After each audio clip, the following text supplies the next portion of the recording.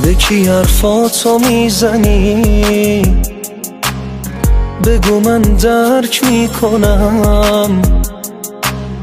تو چرا جایی بری من تو رو ترک میکنم. با یه تصمیم تو سرت سرم ایداد میزنی. من همینجام روبروت چرا فریاد میزنی؟ با پای خودت اومدی با پای خودت میری. نمیفهمی داری از من چیو میگیری. میدونستم میری اما نه به این دیری. فکر میکردم دیگه موندی که بمونی بام. هنوزم درک نکردی چی ازت میخوام. میدونم معلومه از دیدن من سیری.